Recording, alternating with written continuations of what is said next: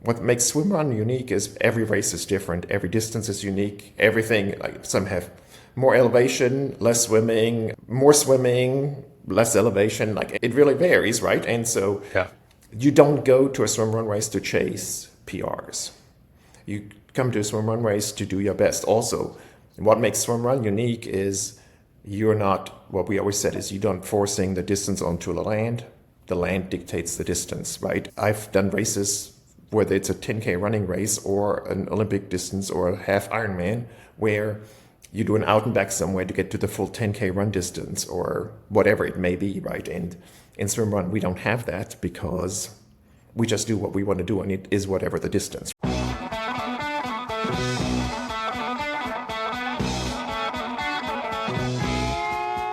Welcome to the Low Tide Boys, a Swimrun podcast. I'm Chip.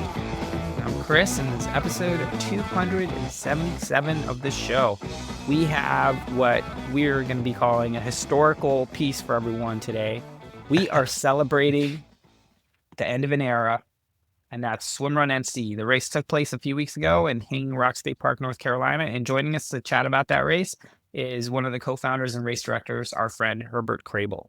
But before we get to that, and before, it starts getting all warm and fuzzy about the history of this race, and a lot of people have done that race, very important race in the history of North America for sure, we're doing a giveaway to celebrate. So we're giving away 6 Swimrun NC hats. If you're watching on YouTube, you can see me modeling one right now. Now vintage, out of print. Out of print. These are the last 6 hats Herbert had, and we're doing a giveaway. So all you have to do is send us an email at lowtideboys@gmail.com. That's boys with a Z, with a brief 30-second or shorter video of your funniest, most hilarious, random, crazy Swimrun NC race stories for a chance to win one of these 6 hats. We're going to put it all together into a little sort of video project and share that just to kind of relive some of the great memories of this race that is now past us. Yes, I think a nice homage and a good way. I think everyone, and what I was taking from afar on Instagram, people just expressing their gratitude for the race directors for putting this race on over the years, and really filled with joy. Send us some of that joy. We'll package it together so everyone can share in the memories there, and something nice for the racers, race directors, and any fans of Swimrun NC to be able to check in on and relive some of those great memories. Yep. And if you don't know what we're talking about, when we're talking about Swimrun NC, you can check out episode 34 of the show. We interviewed Herbert Krabel and chatted about his race.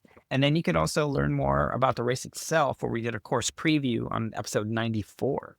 That was the year that we did the race. So you want to just get a sense of the vibes and what you missed. It's a great thing. And again, we think this race is really important in sort of the history of swimrunning in the U.S., and honestly, one of the first swim runs to take place in the U.S. as well. So, special place in our heart for this event. Great race directors, all volunteer done. I mean, this race is and was awesome, and I'm just glad we got to do it once. Yeah, absolutely. We got in the books one time, and I think in our conversation with Herbert really came through how much care and intention really behind everything they did from a race perspective to make it a great experience for the racers. And pretty unique to a lot of endurance events out there. It's a nonprofit, so the race directors don't actually take any profits out of the race. So they are donating it back to the park system, keeping it within the community, or reinvesting into the race on maybe more unique finisher medals, some upgraded kind of swag or better hats, or even a prize check for the top 3 folks. So just really a very unique race from many different aspects, especially how it was kind of ran behind the scenes as well. Yeah, so this conversation is great. Herbert's awesome. We got to hang out with him, talk about it a little bit on the interview. He came to do a race near us, so got to hang out with him, break bread, hang out. We even managed to not talk about swimrun the entire time, if you can imagine that. But still, for majority of the time, though. 80%, 80, 85. We did what we could. Without any further ado, let's pass it over to our conversation with Herbert Krabel, co-founder and co-race director of Swimrun NC. Trip down memory lane. You enter the nostalgia zone.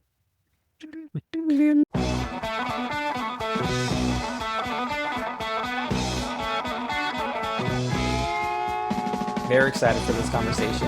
Welcome back to the show. race director, Swimrun NC, Herbert Krabel. How are you? I'm doing great. Thanks for having me. For sure. I'm not the only one. There's two others there. I know, but you're the one who's here. So we had the pleasure of thinking about this episode together when you were out in our neck of the woods to run the Big Ultra 50K. And I was posting a barbecue afterwards. Why an hour after finishing an ultra? That seemed like a good idea. I don't know. But you're gracious enough to come over. So it was really great to hang out with you, sort of, IRL, as the kids say. But yeah, what have you been up to? I know you have a lot of endurance activities always in the hopper. So why don't you give us a rundown or catch us up where you are in your endurance adventures? Well, I haven't done any swimrun race recently because I had shoulder issues. I'm over it now, so hopefully I soon can do another swimrun race. But yeah, no, I mostly do some longer distance races. With the race not happening anymore in October, I could do some races there, so that's kind of cool. But yeah, the focus was fully on this swimrun race that we had to push from October to April. The weather was great, and so it turned out to be actually, other than the leaves not being the right color, it was actually a pretty cool race. Yeah, so the race had to be moved because there was a hurricane, in case people weren't living in the US or heard about this, that just didn't really affect Hanging Rock, but there was so much that was affected around the area, around the state, that it just didn't make sense to have the race happen that day. But basically what they were saying to us is basically our park was not affected at all, but they were pulling the rangers from all the various other parks that were not affected to the affected That areas. makes sense. And we kind of knew that we could hold the race without the rangers because we had enough volunteers. We could handle the intersections and all that stuff. But the problem would be, even though they knew we could do it, if they allow us to do it, then someone else also wants to do it. And so we had to kind of bend and move the race. Yeah. Yeah. So the race just happened a few weeks ago at time of recording. What I want to try to do is, this race, I think, is super important in the history of swim running in America, right? It was one of the most established races. It was a la merit race for a while. Before we get into sort of, already like Nostalgia putting mode. this nostalgicizing race, why don't you explain for anyone who might not even have heard of it or heard about it, but it's too late now to sign up for it. Explain to us how this race came about and why you decided to put it in Hanging Rock State Park. So the race idea didn't come from me. Two friends of mine, Jan and Jeff, Jan Kriska and Jeff Beckelheimer, basically, they had the idea because Jan had actually raced in Sweden and did the original race. And so he liked the idea of having a race like this, and he knew he lives closer to Hanging Rock State Park than I do. And Jeff Beckelheimer also had organized races, was a running shoe store at the same time, and was also interested in all kinds of aspects of this, and so they had the idea. And basically, because of my Slow Twitch connection, they said, hey, could you write about this race on Slow Twitch? And I said, well, it sounds really cool, but, what's the website? Well, we don't have one. What about pictures? Do you have any pictures? No, we don't. And so I said, well, I can do all of those things. I can do the website and I can do the pictures. Yeah. And so they showed me around on the course, and it was awesome. I really liked it. I mean, they basically cut off some of the people where they cut off old triathlon wetsuits on, and we went out on the course, and it was on a hot day, and we just shot some pictures and behind the dam and going through the waterfalls, and it was cool. I thought this was gonna hit it off, and I kind of teased it on Slow Twitch, and it was like a really this was in I think this was January of 2016. It was early in 2016 when we talked about it. And then but we knew that they wanted to do the race in April. But I said that's not enough of a lead time. I think we need more of a lead time just to allow more people to kind of get into it. And yeah, I mean, it turned out, I think we had 55 teams or something for the first race in that October. And it was cool. People came from all over the country. And we were really strict early on who we would let in. We didn't allow everyone in the race because we thought it was maybe not suitable for everybody. So if you couldn't run a certain pace, maybe, if you couldn't run a sub 2 hour and 15 half marathon on the road, maybe this is not for you. But we also, after a couple of years, we stopped that because We realized that it's discriminating mostly against women. And because it's three boys organizing a race and then thinking about what they can run, and that's not cool. And so we kind of dropped that because we figured, well, if we tell you it's hard, and if you're not going to make the cutoffs, we tell you what the cutoffs are. If you're not going to make the cutoffs, I guess you're not going to make the cutoffs. I mean, like, right. We're not here to babysit you, really. But yeah, that was the whole idea. But it worked out great. And then I just really dove into it because if I do something, I'm all in. And I come from a marketing background, so I came up with various ideas. Let's have cards for all the racers and have really cool awards and basically do all the things that we've learned from other races. Basically do all the things that we like and do not do anything that we hate about other races. Like, make sure you have enough porta-johns. One extra porta-john is better than one too few, right? I'm like, do all those things right. And I think we did it, but also because none of us took money from the race, so we didn't have to worry about this taking something out of our pocket, right? Because it was all for the race, and what we didn't use in the race went back to the park. Was that like foundational when you three were kind of setting it up? Was like, hey, we're not trying to make this a big moneymaker, but just we're going to really invest it back into the sport and the race? Yeah, it was never meant to be a moneymaker. It was never meant. I mean, like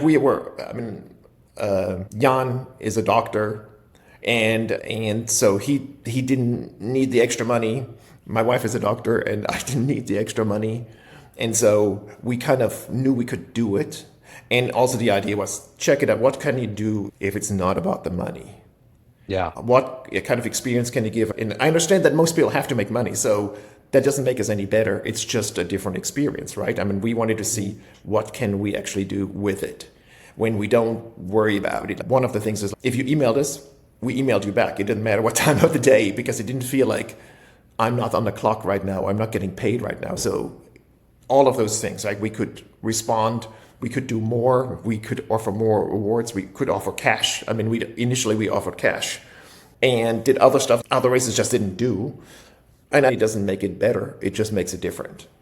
Yeah, I mean, if you're not trying to maximize your profit, like, what type of experience would you want to give participants? Almost just like for the love of the thing. Like, if you're really trying to grow a sport, really trying to make people enjoy an event, having awesome photography, giving people really good swag, check. Yep. Awesome post-race situation, check. Awesome pre-race situation, check. You know, it's almost like, it sounds simple, but it's not easy, obviously, to put on a race experience where you're almost so focused on the athlete experience.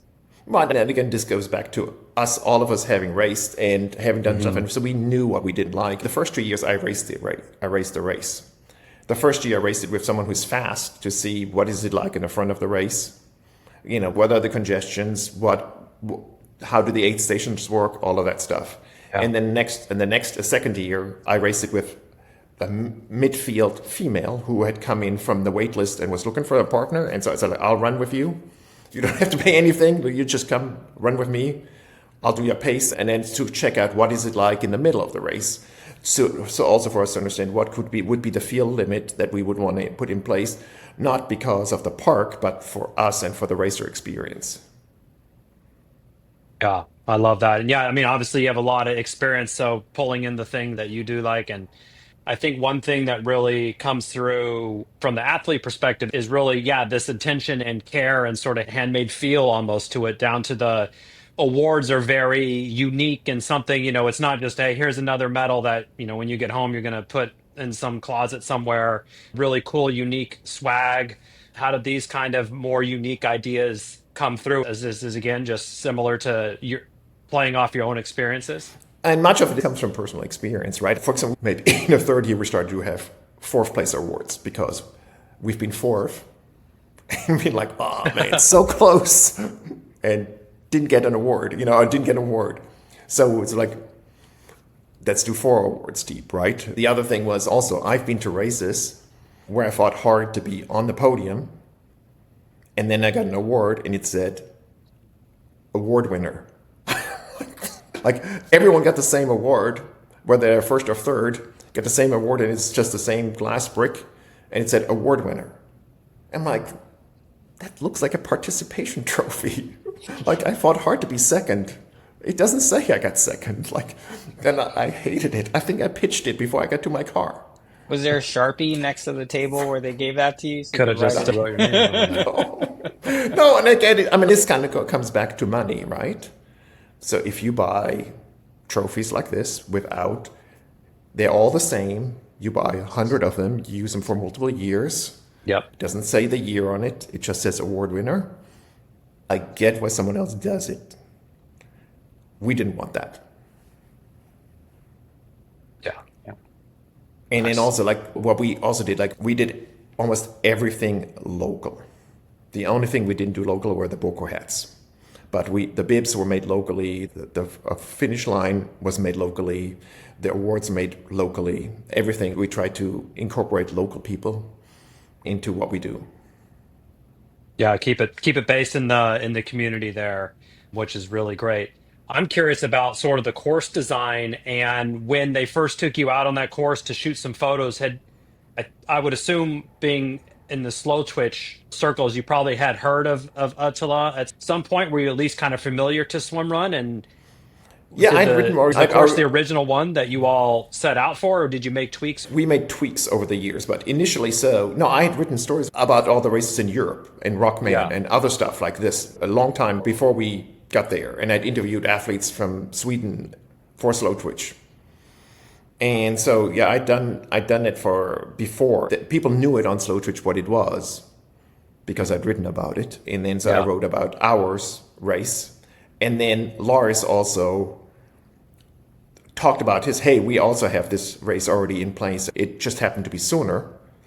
But he had done, I think in 2015, he'd done with Jeff, they had done a informal race in 2015, I guess, an invitational where they had a couple of friends and they'd kind of pre-did the course or something. But we both had the race for the first time in 2016. Yeah, which is such an interesting coincidence, right? It's like the sport is sort of germinating at around the same time. We've told this to you before and mentioned it on the show. The importance of your role at Slow Twitch, it seems to me that's actually kind of hard to quantify how important that's been for so many triathletes to discover this new thing and potentially do it. Do you have a sense of what the impact of that was, at least in terms of general awareness about the sport? I think it definitely helped the growth. And it came to the point where I got pushback on the site because people had really invested heavily in their bikes, right? And knows that's a really expensive investment, and I get it as well. And they didn't want to. Why are there so many stories about this? And the thing was really, it's a unique sport, and I like the unique aspects of it. And the problem in triathlon has often been that all the hard courses, in fact, there was a race in Auburn, California, where the Canyons race is, and that course was called the world's toughest. That's right, yeah. Because people are trying to chase personal bests, right? And if the course is tough, you can't chase a personal best. What makes swimrun unique is every race is different, every distance is unique, everything, like some have more elevation, less swimming, more swimming, less elevation, like it really varies, right? And so you don't go to a swimrun race to chase PRs. You come to a swimrun race to do your best. Also, what makes swimrun unique is you're not, what we always said is you don't forcing the distance onto the land dictates the distance, right? I've done races, whether it's a 10K running race or an Olympic distance or a half Ironman, where you do an out and back somewhere to get to the full 10K run distance or whatever it may be, right? And in swimrun, we don't have that because we just do what we want to do, and it is whatever the distance, right? Yep. And so that just made it kind of cool. Certainly. Right. So you plotted this thing out. You're posting about it on Slow Twitch, rather. 2016. When did you kind of see any sort of the more explosive growth or a new wave of folks coming in? Because I'd imagine those first 55 people were probably pretty hardcore into it. But where did you kind of see it expand to where it is this year, where you saw it? Well, I think it happened pretty quickly within like 2 years. I think we saw where we end up having like 120 teams. And I think we capped it at 123 because I like funny numbers. instead of doing 130 or 125. I think we capped it at 123.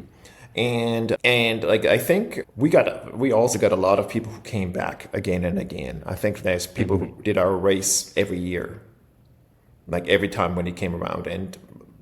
But the problem was also like we didn't do a short course. We didn't have solo categories. And part of that is it helps with revenue, right? I mean, if you offer more stuff, you can make more revenue by having solo and short course. Maybe you're feeding your own system within, right? So it's not just more money, but also you're helping yourself.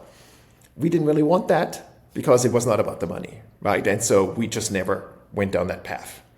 But I see it as a healthy way for the sport to grow. And so we're not boohooing it. It's just we didn't want it for our race. And we just had other ideas on how we would do stuff. Yeah. What I really love about that, Herbert, is like, hey, there's so many ways for swimrun to exist. And there's even only solo swim runs now, right? So there's so many ways for the sport to continue to grow. And it's still really, even though it's almost 20 years old, like it's still really we're still in the golden age, which is why one of the reasons we wanted to have this episode was to kind of really just celebrate like what Swimrun NC sort of did. I mean, the first swimrun groupies were coming to Swimrun NC every year, right? Like The first swimrun groupies were going to Casco every year because there weren't that many events. So the people who fell in love with it, like almost needed it because it was their only way to kind of have an outlet.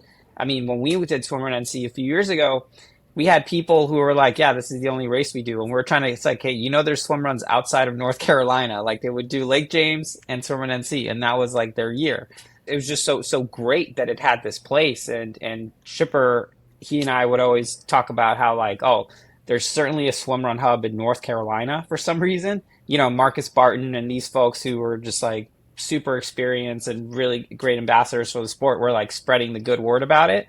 But they also had a place where they could go to actually do races.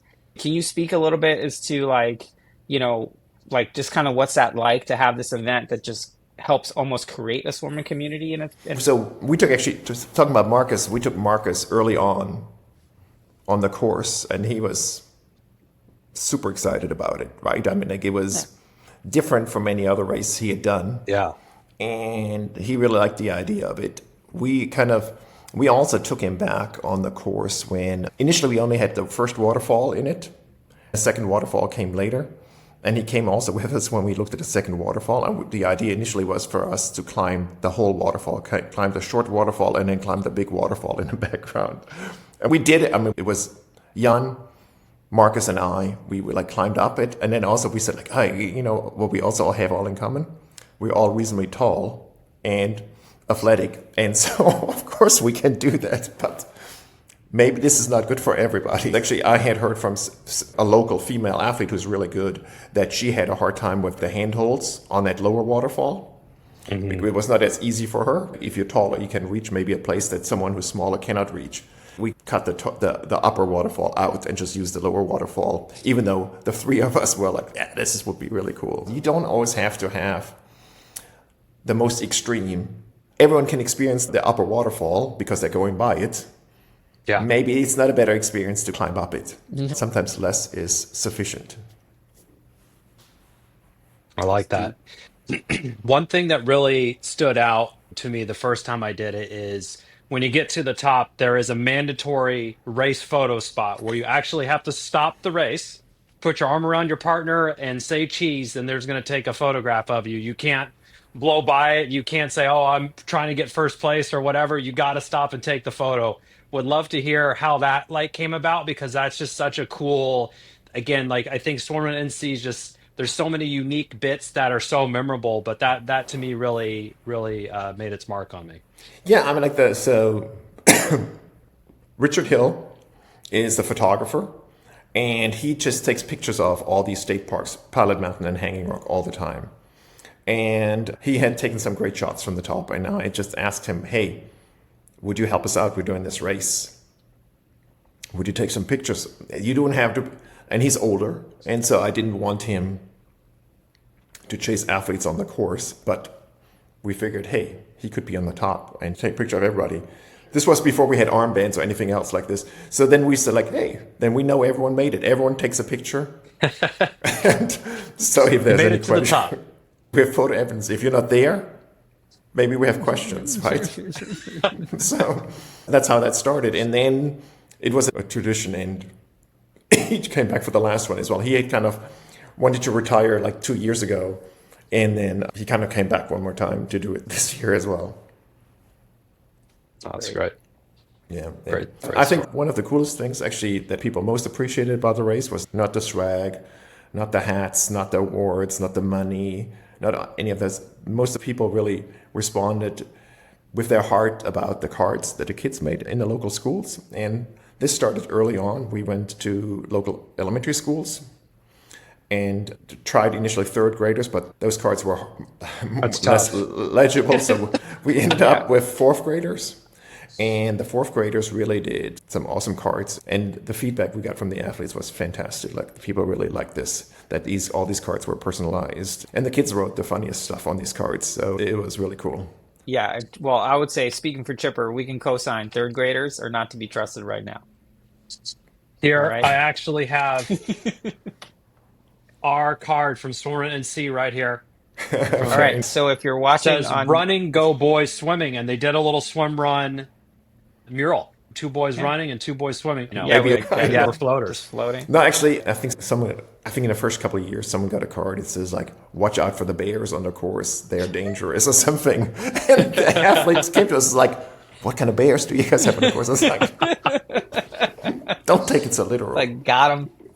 That's great. know. That's pretty funny. There's ample creativity in fourth graders still, and they just sometimes no filters, so it's pretty great. But No, but the coolest part about that was actually, so we would go to these classes and do like a show and tell about swim run in the elementary school before they wrote the cards, so they would understand it better. They would have an idea what it is like. That's why, what is swim run? Most adults don't know what it is, and then certainly the kids don't. And so to most of these kids, like, we usually did like 2 different schools. And so we do have different cards. We went only to one school this time because that teacher has been super awesome. But usually we did 2 different schools. And when we came to the school for the 40-minute presentation, these kids were like little sponges. They wanted to know everything. And we ran out of time in the end, like where the teacher said, like, "Listen, we have to stop this now. We have to go." And it was really, really good. I mean, they wanted to know like stuff like, "Did anyone die?" Or like, "Can I race it?" And how is it dangerous? And like, they wanted to know all kinds of stuff. Yeah. And but most of these kids are probably only exposed to baseball, football, and basketball. yeah, And not to running and swimming. Another thing that Swimrun NC is kind of known for is sort of like random awards. And I know from a source, you, Herbert, that you guys were going to do some special awards for this final event. Can you run us through what these awards were? So we had 2 Honey Badger awards. And the Honey Badger awards for the team that barely made all the cutoffs. So the Honey Badger don't care, right? So, yeah. and it was a female team, and I don't remember the name of the team, but they came in like they had just come in as we started to get ready for the awards. Good timing. It was really good. They were still in all their swim run gear. Everyone was like in street clothes, and they were the only one that's left in their swim run gear. But nice. we also had 4 Out award. So the Honey Badger award had actually Honey Badgers on it, and it said Honey Badger 2000, Swimrun NC. And the other one was a 4 Out award for the team. Initially, we fought for the team that traveled the furthest to come to the race. But we realized that's hard to do because there were not a lot of teams that came from the same place. Often they are like one person from New Jersey, one person from Texas, one person from California, one person from Colorado, one person, like kind of. So we give it to the 2 people who are the furthest. And Miss Sheepke helped us determine of all the California folks who's the furthest away. So we had someone from Orange County who won the 1 award, and I forget what her name is as well. And then some guy who was in the Marine Corps from San Diego. Makes Okay, so sense. two Southern California people. Makes Yeah. sense. So we would have gone. We certainly could have qualified from San We Francisco. could have been in there, Actually, Chris. well, No, and actually, Christine Schiepke was awesome. She said, like, yeah, well, my husband is, I think she lives further away. Like, she kind of like, she's closer Down to to the the coast. address, not Yeah, just yeah, no, that's how she helped us, yeah. But she won an award as well. for being a super volunteer. Super She's volunteer award. She's the greatest. No, volunteer for in the like, history so of we swim. have these spirit awards, right? So we had like 4 different spirit awards for different people who, as a volunteer or as a racer, showed good spirit, and she won one of those awards because she's very cool. Well, She is. well And if she deserved, didn't for hear sure. me, I know she listens to the show. The greatest volunteer in the history of swimrun. Just Yeah. saying it flat out. No cap, as the kids say. Yeah. Maybe they don't even say that anymore. I don't think so. They're beyond that. Damn. And would love to hear, Herbert, maybe what are like a couple years or memorable events or performances potentially that really kind of stick out to you in your reflection on what Swimrun NC has brought everybody in the last, I mean, like, 9, 10 years. even just this year. So it came down to a battle between Caleb Beatty and his teammate from Without Limits. They were in the lead for most of the time, but they were chasing neck and neck with a Naval Academy team. And they got into the water together after battling back and forth and battling back and forth. Then they came, we could see 4 people approaching in the river, swimming next to each other towards the out. And and Cam Holman was the one guy with Caleb Beatty. And Cam is probably the strongest swimmer of all of them. He was the first one out. And then came one of the Naval Academy guys, and then Caleb Beatty. And then Caleb Beatty managed to run past the first Naval Academy guy.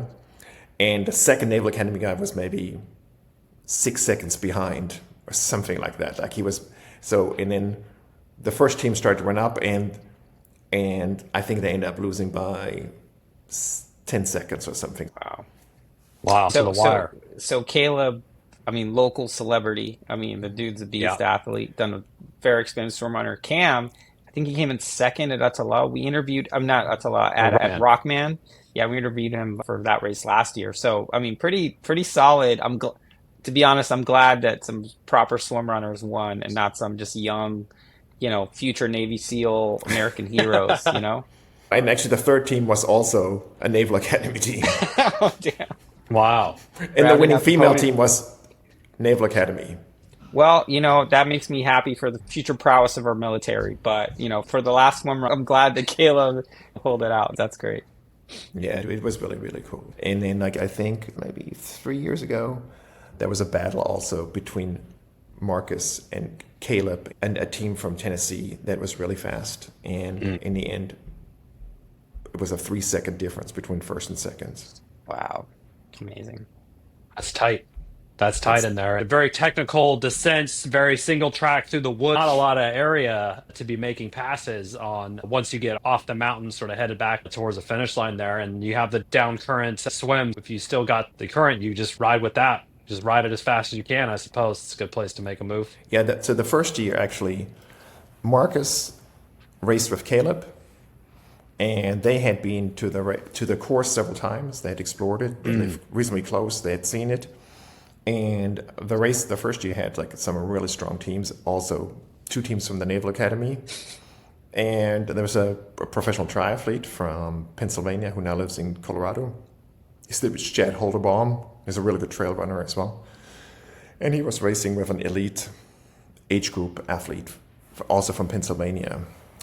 And they're both really, really great swimmers. They were really good triathletes. And so the 2 Naval Academy teams, like, completely spanked them in their cut-off triathlon wetsuits. Like, they completely spanked everybody. Like, they were just, like, gone.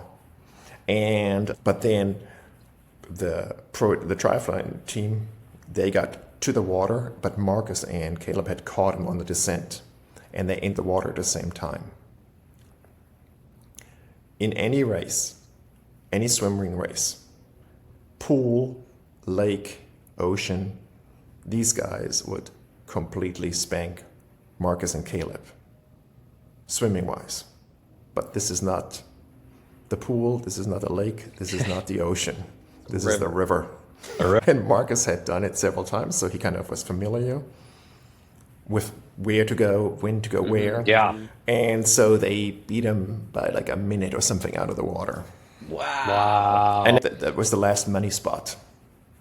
Nice. Got paid too. That's I mean the Dan River, right? It's you do there. It has a little couple shallow. If you had experience on that, there is a better way to navigate. It's kind of make your way. I think the year that Chris and I were doing, I think I ran Chris into a rock actually. Yeah. No, Yeah. I would about stay it. away from the left-hand side towards the start of the swim because you'll swim straight onto a rock. Whoops, sorry. But yeah, I can see why, and it's at, Marcus and Caleb, again, super experienced athletes. Like, I'm not surprised that they figured out what's a good line on that going downstream. But yeah, that's awesome. I love these stories. Kristen Smith from someone like James, she has done the race several times, and she always raced with her partner, Jenny Ledford, and fully tethered the whole race. Nice. Which is very unusual on that course because of all the technical running. But they really communicated really well with each other. They were like an experienced team of rally car drivers.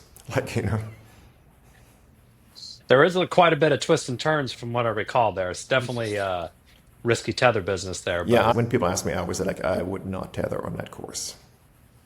Yeah. I would not. But just because if you're like, as you're coming back down from the lake, you're actually coming down the steps and there's some steep drop-offs. So if you're already past the drop-off and you're running and the next person wants to hesitate for a second to come over the drop-off, they're going to get pulled over the drop-off, right? I mean, I think unless you can really communicate well, like you would have to say something like, just hang on a second, like as you get to the drop-off.